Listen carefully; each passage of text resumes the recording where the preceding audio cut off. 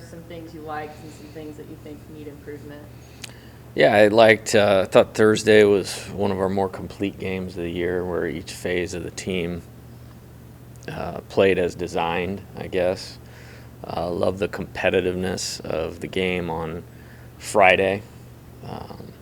And then loved how we handled the adversity or played through some mistakes late in the game on Saturday. So I think those are the positives. I think in terms of improving, it's still a day-to-day thing, and I thought we've been much better, taking much better at bats with 2 strikes. We need to continue to do that, is how I would kind of frame that. Defensively, keep working. I mean, it's we had a couple mistakes on Saturday, but we're a much better team than we were 2 and 3 weeks ago. So we got to stay with that. Pitching wise, we find a couple more guys that we can go to. There's guys that I think we can. The games, especially once you're in league, don't lend itself to, hey, let's try something here. You're making every decision as a critical one. It can tip the game to winning or losing. So, probably what I'd say. What is it about Riley that enables, physically, that enables you to go to him? Yeah, I think a couple things. I mean, he had a tremendous workload as a high school pitcher.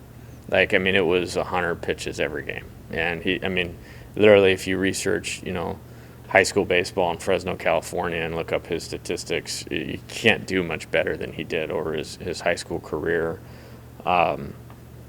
I think, having that background as a starter that extended into games, with the stuff that he has, the competitiveness that he has, it actually suits what we're doing with him very, very well. And, I have no doubt we could start him if we needed to, but just the value of the tipping point of the game or leverage situations, whatever you want to call it, he's got the right competitiveness, demeanor, pitchability to make it difficult on opponents, and not afraid. I think that's the most important part. He's not afraid of anything or anybody. And then he's able to do it again. Yeah, and I think his stature helps with that. I'll worry about the smaller guys breaking down more than the bigger guys, and not specific to our team, just in general. Bigger pitchers tend to hold up better. What about Ty Floyd? You talk about this isn't the time you want to really experiment with starting in league play, but he had a pretty dominant outing in last week's midweek matchup. What about maybe getting him in the mix this weekend? Yeah, that's possible. Again, I think he's improved a lot. I think we've had a few guys that have not been at the forefront of it for periods of time that are coming out and really picking us up and producing for us, and I think Ty certainly fits into that. I trust him. It's been with the staff, particularly the guys at the back end, have been doing a good job, and so we kind of keep going back to them. But I think last Tuesday was a really good outing. One of our best starts of the year against a high quality team. So it's definitely a possibility. And excited to get him back out there again. Is he slated for someone else to be tomorrow's starter? He'll probably start tomorrow. I haven't made that definitive, but if we had to walk on the field and play right now, that's probably what we'd do.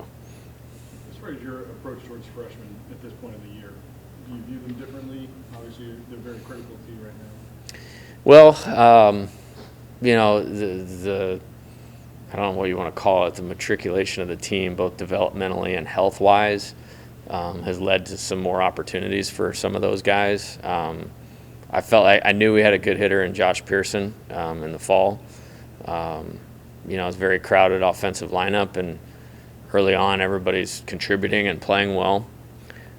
He was doing a good job in kind of that pinch hit role, but he does so many things well that's usable for us to win and move the offense and take quality at bats and productive and hit with power, that it's, he's emerging as one of our better hitters regardless of age. Josh Stevenson is a very good athlete, obviously has great baseball background, and that's starting to show. I'm really excited about him and what I think he can be in the immediate, but even more in the future. Didn't have a great fall, from a statistical standpoint or lead up to the season, but you could always see the twitchiness and the athleticism, and he's a competitive kid. So excited about those guys on the pitching side. I mean, we've gotten way more out of Sam Dutton than I would have thought. Grant Taylor, I think he's going to be a star in the making. We've put him in some really high pressure and leverage situations, and he's really responded. And had his first what I would call bad outing at Arkansas, and responded, and we won Friday's game largely because he came in and got us through a couple innings, and relatively easy, which was awesome. You talked about how the need for left-handed pitchers at the beginning of the season. Now you've got Jacob Hasty kind of working his way up there. What about Trey Schaefer? If you could talk about their roles. Yeah, Jacob, again, out of the spotlight and just did the right things in terms of working, improving, feeding his mind with the right things. Coach Kelly did some nice mechanical things with him, and he has certainly plenty of talent, which you saw the other night, and just now there's a lot of things matching that can help him be successful in the game. So he'll be an enormous part of what we're doing. We actually had Trey Schaefer, Michael Fowler, and Will Helmers throw live at bats yesterday. We wanted to do it yesterday to give them a day in between, to have them available to be used tomorrow if needed. And Trey's got a lot of ability. When you have 8 guys with an ERA under 3.5 that you're bringing out of the bullpen, it's can be sometimes hard to crack into that. But I have a ton of faith in him, and if we need to get to him or go back to him, which I would like to do, then that'll happen. So thought he was solid yesterday in throwing the ball, and hopefully there's a spot to see it. It's really competitive for those innings right now. Speaking of pitchers, Javen Coleman, I saw he was wearing an arm brace. Is he out? I assume he's out for the season. Yeah, he won't be pitching the rest of this year. And just for injury's sake, Gavin Dugas, Alex Milazzo, do you have updates on them? Yeah, Gavin was on the roster last weekend. Well, he pinch hit against Louisiana Lafayette. Was on the roster last weekend, and then was in the starting lineup on Friday, and then just in batting practice didn't feel like he could be 100% and give us what we needed. So credit to him for at least being honest about that. I hate using the word reevaluated, but we're kind of reevaluating it again today. Alex took live at bats yesterday off of those guys. Everything is fine. They're holding up. It's just a matter of pain tolerance as far as what he can and can't do. So no real traction there, positively or negatively. Yeah. Do you feel like your players, I call them tools in your toolbox, do you feel like they're getting the consistency that you need to work with now, and you can go to the ballpark, kind of know, okay, I can do this now? Like maybe a couple weeks ago, like you said, still a little bit of variables that you can say unknown. I think the longer we've been together, and it should be this way, the more you understand about them, not just what they can do physically, but how they respond mentally. And I think we're in a better place. And I hope we're in a better place 2 weeks from now, and hopefully we're still together 7 weeks from now, and we'll know even better then. So I think it's good. I think we grew a little bit as a team. I think that I'm just proud of them for being steady. This league is hard to do that, and there's programs all across it that are the face of college baseball that are struggling with that. And so I think these guys are just doing a good job of keeping their head down and focusing on what's next, and we're going to need to continue to do that. I'm assuming nothing changes in the month of May for you, the way you approach it. No, not at all. I think you have to monitor certain things of their health, their readiness. There's a few guys in the lineup that you might change a little bit of what they do in practice so that their body and mind are right on game day. But that's really all I can think of. Mikhail to have this streak that he's on. Yeah. Right now, you would look at his stuff and think that eventually they're going to figure it out, right? Yeah, I mean, like I said, I don't think he's a first-round draft pick, but he's definitely an ace, and he's a winner. And for what we do here, I mean, that matters, and it's a big-time lift. I mean, I was going to give Bill an assignment of when's the last time LSU swept a SEC weekend when the Saturday starter was out in the third and the Sunday starter was out in the second. Him being able to extend is really allowing us to set up the weekend properly. Is that why your bullpen's so good? I mean, It's helping. Yeah, it's definitely helping. I mean, and I trust me, nobody more than me wants to get to the point where you're getting 6 to 7 and a third out of all three guys. I definitely want that because it simplifies the game, but it's not where we're at, but it's kind of fun too. Those guys are doing it as a team, and I like that they're not always in the same order, and they're picking each other up, and one guy bailed one guy out the day before. It happened this weekend, and then it was the exact opposite the next day, which was pretty cool. what is it about Mikhail and maybe just him working with JK that's kind of enabling him to have this kind of success? Probably a better question for him than me. I think he's just such a good athlete. Mid-game, I didn't think he was sharp the first 3 innings the other night at all, actually. But he's such a good athlete and competitor. It's like, hey, man, this is what we need you to do. And then he went out there and did it. And then once he got feel for it, it was over after that. He retired like 13 out of 15 with weak contact. So he's just a good competitor and a good athlete. So all the credit to him on that. What do you think about his approach mentally, how the season had gone early on? He wasn't the ace, of course, kind of didn't get the rotation, and then he gets that stuff. Good question, really good question. He didn't have 2 great outings the first 2 outings, and then we didn't actually pitch him in Houston. That was not for any other reason other than we were planning on using him on Friday out of the pen, and then it just didn't materialize. And then the next 2 games, just the way they transpired, it just didn't work. How he handled that, I think, showed his maturity, and got him going, and he's been great ever since then. Are you at all surprised about his success and kind of how you guys were envisioning him early and what he's bringing to you now? Yes and no. Yes, and then, hey, maybe it's not your prototypical SEC all-conference type pitcher, but that's what he's pitching like. So how he does it, I guess it doesn't really matter.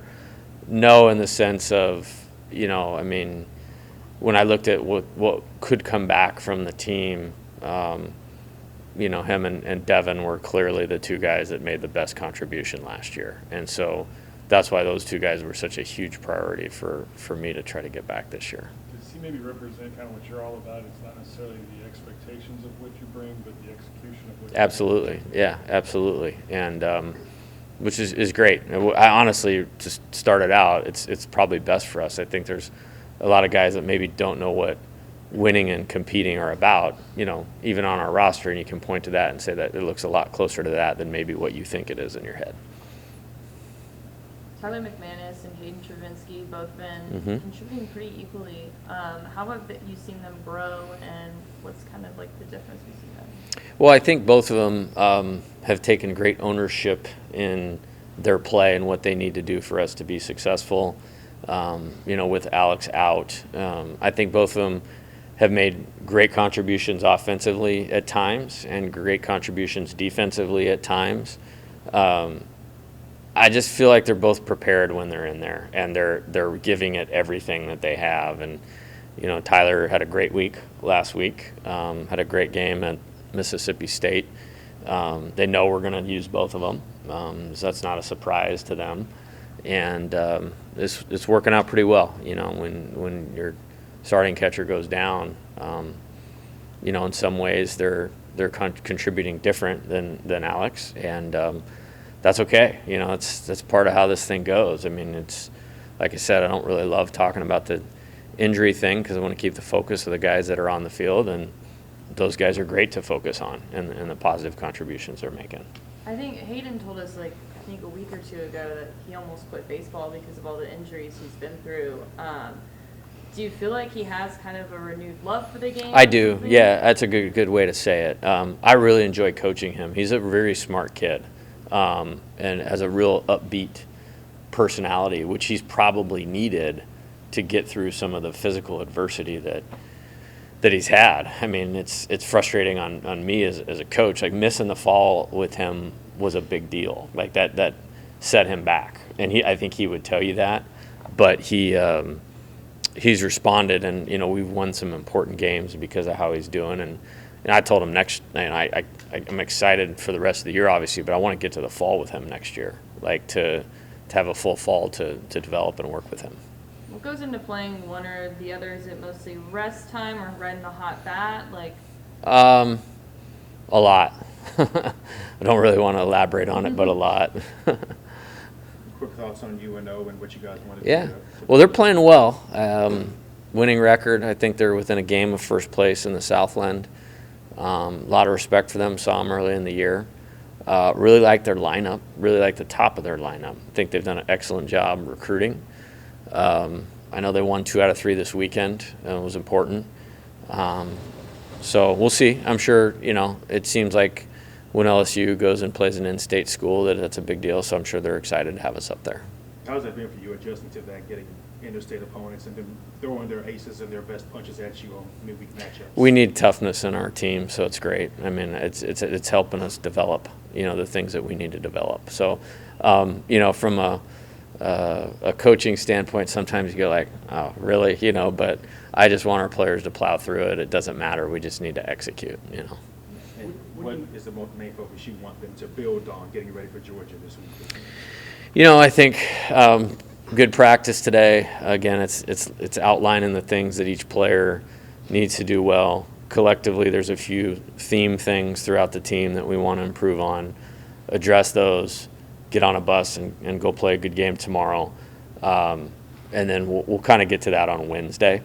I don't think, looking to the weekend is how I want them to be right now. It's a good team, 2 really good starters, got one of the best pitchers in college baseball, physical position players that can hurt you if you make mistakes. That's really all I know about them at this point in time. I haven't done my dive into it, which I'll start here shortly. What do you know about Riley that most people don't? Like, just as a dude, not necessarily as a player. The easiest way to say it is just like I have so much confidence in him, and it's about the person, the competitiveness, the makeup. Going to Omaha is a special thing, and our team last year wouldn't have gone to Omaha without him. I mean, we're down 4-0 in game 1 of the regionals against a good team and a pitcher that had given up like 12 hits all year or something like that, and he came in and just stabilized the game. Offense came back and won. Super regional, same kind of thing. Bad start in the first, and if you lose that game 1, you're facing Doug Nikhazy in game 2. We're not going to Omaha. So it's like, hey man, you gotta do exactly what you did last week. Did it, 27,000 people in the stands, College World Series, and right through Vanderbilt for the time he was out there. I mean, what's cool about that with him is he's done it at Texas A&M. We really needed that win on Sunday. Same type of deal. He just goes out there and does it. And I'm proud of our bullpen for that. I mean, Devin Fontenot did it at Mississippi State. Reiselman did it in that same game against Texas A&M. Paul's left the bases loaded. I mean, those guys are just coming in tough spots and executing. He does that as good as anybody. People use the word poise a lot. His perspective also, he doesn't seem, I don't know, I haven't been around him a lot, but he doesn't seem to get involved and like overly involved with any one particular moment. It's like he can really. Yeah, I think he's won so much and he's executed so much. It's just like I think he knows what he needs to do, and that's usually just stay focused on what he does, and he does it really well. Kate Doty walked off that second win for y'all, but Josh Stevenson was the guy that got on base. It was kind Big of the time. unsung hero. Yeah. I mean, what did you have to say about his performance that night, and what do you Huge. think made him successful in that situation? Yeah, it's kind of we kind of scripted out the game, and I think I told you guys after the game. Friday was a very tenuous game. Like looking at it, going into it, going like, this is not this is going to be tough. Like there was no surprise that it was an extra inning game to me in a 1-run game. And, trying to set up the game, it's like, okay, we're going to need him at the right time. So what do we want to do with who we're going to start and this and that? And it worked out perfectly. I mean, it couldn't have worked out any better. And we had him kind of getting ready from like the 5th inning on. And then, just it was a very simple task. You need to get on base, and here's how you need to go about doing that. And he got a mistake, and he put a great swing on it. And was on time, was not late, was not surprised, and drove it and split that gap, which was awesome to see. He's a competitor, and he's a really good athlete. And like I said, we need more athleticism in the team, and I think he's really been bringing that to us. We saw Gio for the first time in a while, also on Friday. What went into playing him? What did you see out of him?